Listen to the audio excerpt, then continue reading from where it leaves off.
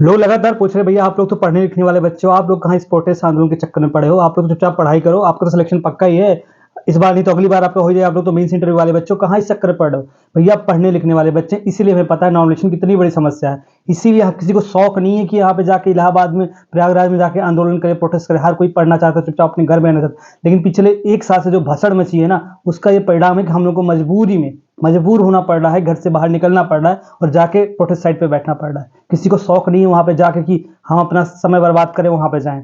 हमें भी अपनी लाइफ की इंपॉर्टेंस पता है, हमें भी अपने समय की इंपॉर्टेंस पता है, हमें कोई शौक नहीं है। पढ़ने वाले बच्चे हैं इसलिए पता है नॉमिनेशन कितनी बड़ी समस्या है। जो लोग नहीं पढ़ने वाले हैं, जिनको कुछ फर्क नहीं पड़ता, उनको समझ में नहीं आ रहा नॉमिनेशन का, उनको तो कुछ फर्क ही नहीं है। उनको क्या लेना देना, नॉमिनेशन एक दिन में हो, 2 दिन में क्या फर्क पड़ता है। या फिर जो निब्बा निब्बी है उनको कुछ फर्क नहीं पड़ रहा, जो पहली बार अटेम्प्ट दे रहे हैं उनको कुछ फर्क नहीं पड़ रहा कि नॉमिनेशन वाले हम तो टॉपर हैं। सब लोग यूपीएससी एग्जाम देने जाते हैं, सबको लगता है पहले अटेम्प्ट में हमारा सिलेक्शन हो जाएगा, ऑल इंडिया रैंक फर्स्ट आ जाएगी। 2-4 साल रगड़ते हैं तब समझ में आता है कि तैयारी क्या होती है, एग्जाम क्या होता है। 3-3 साल तक प्रीलिम्स नहीं निकलता लोगों का। वही चीज़ है, इसमें भी पीसीएस की वही चीज़ है। अभी तो लग रहा होगा अरे जो लोग इसका विरोध कर रहे हैं उनको कुछ पता नहीं है, हम तो पहली बार में एग्जाम देंगे, पहली बार सेलेक्ट हो जाएंगे। भैया 150 पे 150 क्वेश्चन सही करोगे ना, तभी 10 क्वेश्चन आयोग गलत कर देगा। इस गलत फहमी में मत रहो कि तुम्हारा कुछ होने वाला है। इसलिए चुपचाप जो आपके सीनियर्स बोल रहे हैं, जो आपको बता रहे हैं, उनको समझने की कोशिश करो, क्योंकि वो लोग भुक्तभोगी हैं। चाहे ऑप्शनल का हो, चाहे कॉपी बदलने का हो। भाई ऑप्शनल क्यों हटाया गया? ऑप्शनल एक बहुत बड़ा इशू था ना, तभी तो हटाया गया। हर स्टेट में धीरे धीरे ऑप्शनल खत्म हो रहा है, सिर्फ यूपीएससी में बचा, वो भी आने वाले समय में ऑप्शनल वहां से हट जाएगा। अगर इतना ही सब कुछ फेयर होता, वहां पे भी नॉमिनेशन चलता था ना, वहां भी मानकीकरण होता था ना, तभी तो हटाया गया। अगर सब कुछ सही होता तो क्यों चीज हो गई? सी साइड तो क्वालिफाई क्यों किया गया? क्योंकि वहां पे भी इशू आता था। इसलिए जो आपके सीनियर ने पहले जो मूवमेंट चलाया, उन्होंने कुछ गलत नहीं किया है, वो उस मूवमेंट को लीड कर रहे हैं, उनको सपोर्ट करो। जो नए लोग हैं, निब्बा निब्बी टाइप के लोग हैं, या फिर जो बहुत ओवर कॉन्फिडेंस में कि हमारा तो हो ही जाना है, भैया किसी कोई गारंटी नहीं होती। जो डीएसपी बन जाए या फिर फर्स्ट रैंक की उम्मीद रख रहे होंगे ना, उनको भी नहीं पता उनका प्रीलिम्स निकलेगा कि नहीं निकलेगा। जो हालत ये बनने जा रही है यार, क्या क्राइटेरिया है कि पहले दिन वाला सेकंड डे वाले में कंपैरिजन हो जाएगा? कोई मतलब कोई मैथमेटिक्स चल रहा है, कोई प्रोग्रामिंग हुई है क्या? कैसे हो जाएगा? इसलिए सबसे जरूरी है, हमें अपना भविष्य जरूरी है। हमारे पास कोई ऑप्शन नहीं है। हम लोग बहुत दिन से रगड़ रहे हैं, बहुत दिन से पढ़ रहे हैं। पिछले एक साल से हमारी मेंटल स्थिति बहुत खराब हो चुकी है। उस सब चीज से उबरने के लिए हमारे पास इकलौता ऑप्शन है। हम भी चाहते थे एग्जाम सुचारूपूर्ण तरीके से हो। 27 अक्टूबर क्यों एग्जाम नहीं हुआ? किसकी गलती है? 17 मार्च वाला एग्जाम पोस्टपोन हुआ। आयोग ने माना था क्या 11 फरवरी को पेपर लीक हुआ था? हमें जाके प्रोटेस्ट साइट पे बैठा, बहुत सारे लोगों ने इस चीज को बोला था, ये लोग फालतू, इनका कट ऑफ नहीं क्लियर हो रहा, वो जाके वहां प्रोटेस्ट साइट पे बैठ रहे हैं, इनका कुछ नहीं हो, सिर्फ आंदोलन जीवी वहां जाके बैठ रहे हैं।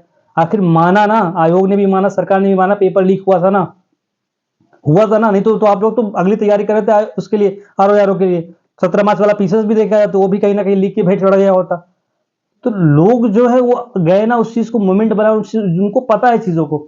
आपने देखा तो कैसे बरसात हो रही थी, लोग, लड़कियां हुए, लड़के हुए, लगातार वहां पे बैठे थे, प्रोटेस्ट साइड उठे नहीं। पुलिस फोर्स से दौड़ा दौड़ा के लाठी मारी गई, उसके बावजूद भी वो लोग वहीं पे थे, क्योंकि उनको पता था उनके साथ गलत हुआ है और हमारा फंडामेंटल राइट है, हम अपने अधिकार के लड़ेंगे। समझ रहे हो इस चीज को आप? हमारा फंडामेंटल राइट है, हमें बचपन से सिखाया गया है कि हमें अपने अधिकार के लिए हमेशा खड़ा होना चाहिए। तो सिविल सर्वेंट बनने जा रहे हैं यार, हमें तो दूसरों के अधिकार के लिए खड़ा होना है। यहाँ तो हमारे अधिकार की लड़ाई की बात है। अगर अपने अधिकार के लिए लड़ पाएंगे तो कल को सिविल सर्वेंट बन जाओगे, क्या गारंटी है कि दूसरों के लिए लड़ पाओगे? तब तो फिर वही है कि पॉलिटिशियन के जूते चाटोगे या फिर बिजनेसमैन के जूते चाटोगे, यही तो ऑप्शन बचेगा ना। क्योंकि तुम अब कभी अपने ही लिए नहीं खड़े हुए तो दूसरों के लिए क्या खड़े हो? बेचारे गरीब, जो अंडर प्रिविलेज है, जो बेचारे बैकवर्ड्स हैं, उनके लिए कैसे खड़े होगे? तो यही एक होता ऑप्शन है, यही समय है कि अपने लिए खड़े हो। अगर कोई सीनियर बता रहे हैं कि प्रोटेस्ट करो, हर कौन चाहता है यार? मुझे तो समझ नहीं आ रहा, लोग प्रयागराज क्यों जाना चाहते हैं? हर कोई अपने घर में बैठा है, ठंडी शुरू हो रही है, मजबूरी में जाना पड़ रहा है। किसको इतना दूर ट्रेवल करना हो रहा है? पैसा, कोई पैसा देगा क्या आने जाने का? नहीं देगा ना, तभी लोग जा रहे हैं। आज मुखर्जी नगर में आपने देखा कितना बड़ा जन सैलाब तैयार हो रहा है। सोचो 11 तारीख को क्या होने वाला है। बहुत सारे लोग लगातार क्वेश्चन पूछ रहे हैं कि क्या होगा इसका, मतलब वनडे वन शिफ्ट में होगा कि नहीं होगा। भाई वनडे शिफ्ट में नहीं होगा, उसी के लिए तो क्या राय जा रहा है ना। आपको कॉमन सेंस नहीं है क्या? मतलब आयोग का नोटिस पड़ा है, अब या तो आप महान टाइप के लोग हो, कुछ फर्क नहीं पड़ता, तो चुपचाप 7-8 तारीख की डेट मान के चुपचाप पढ़ो ना। किसी का यूट्यूब चैनल देखो ना, कुछ भी मत देखो। चुपचाप आप देखो, जब जो ना होगा, आपका एडमिट कार्ड आ जाएगा तब पेपर जाके दिया ना, जब पेपर आगे बढ़ जाएगा तो आगे बढ़ जाएगा, वो भी आपको पता चल जाएगा। फिर क्यों लगा था इधर कमेंटबाजी कर रहे हो, फालतू यूट्यूब चैनल देख रहे हो? आप तो महान सर्वज्ञ हो, सब कुछ पता है आपको, क्यों किसी के चैनल पे जा रहे हो, क्यों देख रहे हो? तो एक कॉमन सेंस है यार। वनडे के लिए तो कराया जा रहा है ना, वन शिफ्ट के लिए तो कराया जा रहा है, हम लोग कोशिश तो कर रहे हैं ना। तो जितने लोग घर में बैठने को फर्क ही नहीं पड़ रहा है, कोशिश भी नहीं कर रहे। पढ़ो ना, कौन मना कर रहा है? पढ़ो। पढ़ने के लिए किसी ने मना किया क्या? नहीं मना किया ना पढ़ने के लिए। लेकिन एक चीज़ ध्यान रखना कि वही चीज़ है ना, जैसे मैंने आज एक कोट डाला था, ये फ़र्क यही है कि भविष्य में आप क्या थे, कल को सोचोगे समझ में आएगा कि हमारे पास एक मौका था, हम अपनी बात रख सकते थे, अगर बात नहीं रखी तो फिर पता नहीं क्या। समझ रहे हो ना? अगली साल, मान लो इस साल आप पेपर नहीं दे रहे हो, अभी आपकी प्रिपरेशन नहीं है, अगली साल तो पेपर दोगे, मान लो इस बार तो हमारा जो सुप्रीम कोर्ट का जजमेंट उससे भी हम बचा लेंगे, one day shift, one exam करवा लेंगे, उस चीज़ का टेंशन मत लो, एग्जाम वन डे में करवा लेंगे, उसकी टेंशन मत लो। लेकिन इस चीज़ को याद रखना, भविष्य में फिर से पेपर दे बैठोगे ना, वहाँ पे नोटिफिकेशन में ही चेंजेस हो जाएंगे, फिर 2 दिन में एग्जाम देते रहना। लेकिन आज ही इकलौता मौका है अपने हक के लिए, अपने अधिकार के लिए खड़े होना। Stand for your right, understand? खड़े हो अपने लिए, अगर अपने लिए नहीं खड़े हो पाओगे तो कभी नहीं खड़े हो पाओगे। इसलिए अपने घर से निकलो, रजाई से निकलो, हर कोई स्टेटस लगाओ, चेहरे पे अगर चेहरा नहीं दिखाना तो मैंने कल ही बताया था, पेपर ले लो, व्हाइट पेपर, ऐसे करके उस पर लिख दो कि I against normalization, no normalization, one day one shift exam, UPPSC ROR, जो भी लिखना है आप लगातार स्टेटस बनाओ, वीडियो लोग कर रहे हैं ना यार, आप लगातार किसी न किसी ग्रुप में जुड़े हो, देखा आपने, आज देखा दिल्ली का कितना बड़ा प्रोटेस्ट मूवमेंट हो रहा है, या तो क्या होने वाला अंदाजा भी नहीं, कितने लोग जा रहे हैं, सब लोग जा रहे हैं, सब लोग वहां पर प्रेजेंट होंगे। और खास करके यार कुछ तो महानुभाव है, उनको सीधा बाइकाट करो, जो बड़े बड़े कोचिंग वाले हैं, बोलते हैं हमारे कुछ ऑब्लिगेशंस हैं, हम नहीं जा सकते। अरे ये बोलो ना, आप गवर्नमेंट के दलाल हो इसलिए नहीं जा सकते हो, बड़े बड़े कोचिंग वाले हैं, आपको फटी पड़ी है कि गवर्नमेंट आपको बजा देगी इसलिए नहीं जा रहे हो ना, यही समस्या है ना।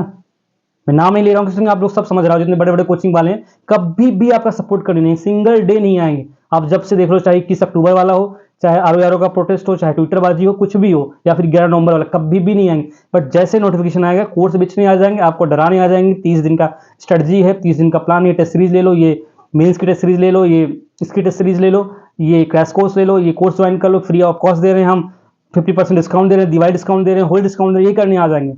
आपको सिर्फ डराएंगे, लेकिन बोलोगे आपको प्रोटेस्ट साइड पे आएंगे तो हम तो नहीं आएंगे, हमारे कुछ ऑब्लिगेशन है, ऐसे बोलेंगे। ऐसे बेईमान लोगों ने चुपचाप अनसब्सक्राइब करो, चुपचाप बाइकआउट करो। समझदार हो, आपको पता है मैं किस लोगों की बात कर रहा हूँ, इस चीज़ को ध्यान में रखो। जितने भी कोचिंग वाले वहाँ नहीं दिखे ना, चाहे यूट्यूबर हो चाहे कोचिंग वाले, उनको सबसे पहले सब्सक्राइब करना, सबसे पहले। उनके कमेंट में भी जाकर उनको जो बोल सकते हो बोलो, तुम्हारी मर्जी, जो मुझे बोलते हो ना जाकर उनको बोलो, वो लोग नहीं आ रहे। समझ इस चीज़ को भैया, सिंपल सी बात है, हम ना, हमें नॉमिनेशन कल पसंद था, ना आज पसंद है, ना आगे पसंद होगा। हमारे जो राइट्स हैं हम उसके लिए लड़ रहे हैं, लड़ते रहेंगे और हमेशा लड़ते रहेंगे। सिंपल सी बात है। हम कल को सिविल सर्वेंट बनने जा रहे हैं, अगर हम अपने लिए नहीं बात रख पाए, लड़ने वाली बात नहीं है यार, हम अपनी बात रखने जा रहे हैं, कोई हम लड़ाई युद्ध करने नहीं जा रहे हैं कि इंडिया पाकिस्तान का वार करने जा रहे हैं। हम सिंपल से एक जो सुचितापूर्ण तरीके होता है, एक कॉन्स्टिट्यूशनल मेथड होता है, हमारी फंडामेंटल राइट है, हम बैठ के अपना एक शांतिपूर्ण तरीके से वहाँ पर आयोग के सामने बैठेंगे, तब तक बैठेंगे जब तक कि हमें एक प्रॉपर नोटिस नहीं आ जाता कि एग्जाम जो है वन डे वन शिफ्ट में ही होगा। सिंपल सा फंडा। और आरओ और पीसीएस दोनों के लिए बात कर रहे हैं, सिंपल सी बात, दोनों एक ही परिवार के लोग, कोई उसमें अलगावाटी नहीं है, समझ रहे हो इस चीज़ को। इसलिए जो लोग एग्जाम देने जा रहे हो, कम से कम जो लोग एग्जाम दे रहे हो, सीरियस हो ना, वो लोग तो वहाँ पहुँचो। आपके भविष्य के साथ खिलवाड़ हो जाएगा ना, आपको पता भी नहीं चलेगा।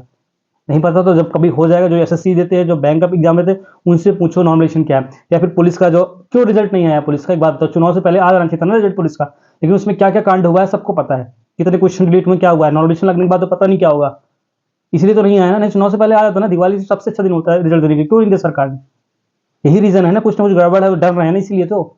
इस चीज़ को समझो, आपके साथ भी होगा, आप बहुत अच्छा नंबर लाओगे बट आपका प्रीलिम्स क्वालिफाई नहीं होगा, कोई जवाब नहीं होगा। इसलिए आज जवाब दे यही है कि आप खड़े हो, जाओ वहाँ पे 11 तारीख को हम लोगों के साथ मिलो और अपनी बात अच्छे तरीके से रखो, शांतिपूर्ण तरीके से। हम सिर्फ शांतिपूर्ण तरीके की बात करें और कोई तरीका नहीं, सिर्फ शांतिपूर्ण तरीके से हम शांति से बैठेंगे, अपनी बात रखेंगे, बस और कुछ नहीं। हम वहाँ पे अपना प्रेजेंस देंगे और कुछ नहीं चाहिए, बस भरोसा रखो, भरोसा रखा है, भरोसा रखो, हमें कामयाबी मिलेगी, हमें जीत मिलेगी। क्योंकि हम हमेशा जो है ना, कहावत है सत्यमेव जयते, सत्य की हमेशा जीत होती है। सत्य परेशान हो सकता है बट सत्य पराजित नहीं हो सकता, इस चीज़ को याद रखना हमेशा।